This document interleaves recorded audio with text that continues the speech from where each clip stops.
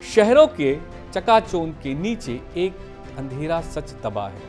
मिट्टी खिसक रही है, नींव डूब रही है और जिन शहरों को हम विकास की मिसाल मानते हैं वे अब समुद्र की ओर बढ़ रहे हैं। आप देख रहे हैं टीवी 24 न्यूज़ पर दूसरा पहलू। हम बात करेंगे आज एक ऐसे संकट की जो दिखता नहीं पर बढ़ता जा रहा है। जमीन के नीचे धंसते हमारे शहर, मुंबई हो या सूरत, चेन्नई हो या कोलकाता, अहमदाबाद हो या बाकी महानगर, इनका धरातल हर साल नीचे खसक रहा है। इसका असर केवल भूगोल पर नहीं, आपकी जान, जिंदगी और भविष्य पर पड़ने वाला है। सिंगापुर की नानयांग टेक्नोलॉजिकल यूनिवर्सिटी और बीबीसी की रिपोर्ट के अनुसार दुनिया भर के 48 बड़े शहर तेजी से हर साल औसतन 1 सेंटीमीटर या अधिक धंस रहे हैं।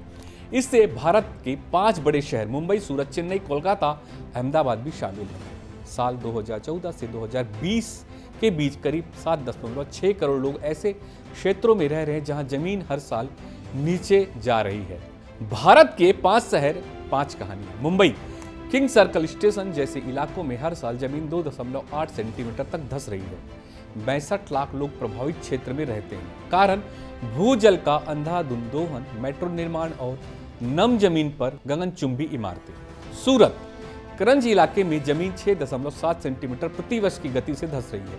41 लाख लोग खतरे की जद में हैं। औद्योगिक व शहरी विस्तार, कमजोर जमीन पर इंफ्रास्ट्रक्चर। चेन्नई, धंसाव की दर 0.01 से लेकर 3.7 सेंटीमीटर प्रति वर्ष। 12 लाख लोग प्रभावित, वजह लगातार भूमिगत जल का दोहन, बेतरतीब अर्बन प्लानिंग। अहमदाबाद, पीपलाज में 4.2 सेंटीमीटर प्रति वर्ष का भू धंसाव। 34 लाख लोग ऐसे क्षेत्रों में रह रहे हैं। कोलकाता, भाटपाड़ा में 2.6 सेंटीमीटर प्रति वर्ष जमीन धंस रही है। 17 लाख लोग ऐसे क्षेत्रों में रह रहे हैं। समुद्र का जल स्तर और खतरे की दोहरी मार। जमीन का धंसना तब और खतरनाक हो जाता है जब समुद्र का जल स्तर भी तेजी से बढ़ रहा हो। संयुक्त राष्ट्र के अनुसार इस सदी के अंत तक समुद्र का स्तर 60 से 110 सेंटीमीटर तक बढ़ सकता है। जब जमीन नीचे और समुद्र ऊपर जा रहा हो तो नतीजा है भीषण बाढ़, संरचनात्मक अस्थिरता और संभावित पलायन। मुख्य वजह विकास बनाम विनाश। सवाल यह है कि ये संकट आया कैसे? उत्तर सीधा है, मानव जनित लापरवाही और अवैज्ञानिक विकास। मुख्य कारण भूजल का अत्यधिक दोहन, ट्यूबवेल, वाटर बॉटलिंग, निर्माण कार्यों में बेहिसाब उपयोग, भारी निर्माण कार्य बगैर सोचे समझे, मॉल्स, मेट्रो, हाई राइज इमारतें, नम भूमि और दलदली इलाकों पर निर्माण जैसे मुंबई के बांद्रा कुर्ला, चेन्नई का पेरुगुंडी। शहरी योजनाओं में पर्यावरणीय समीकरण की अनदेखी।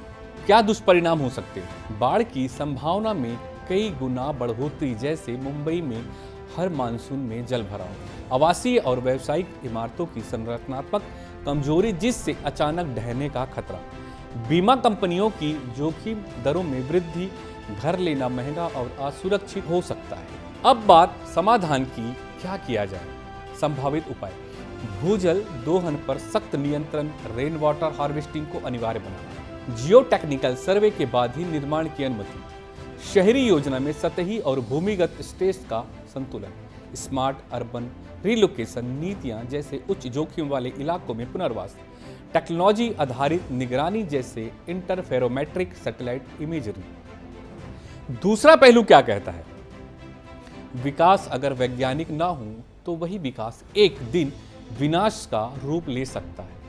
मुंबई की चमक, सूरत का औद्योगिक दम और चेन्नई की सांस्कृतिक धड़कन, कोलकाता की विरासत, इन सब पर आज जमीन से उठता एक मौन संकट मंडरा रहा है। भारत को अब चाहिए सस्टेनेबल सिटी प्लानिंग का राष्ट्रीय मिशन, जहां विकास हो मगर धरती की कीमत पर नहीं।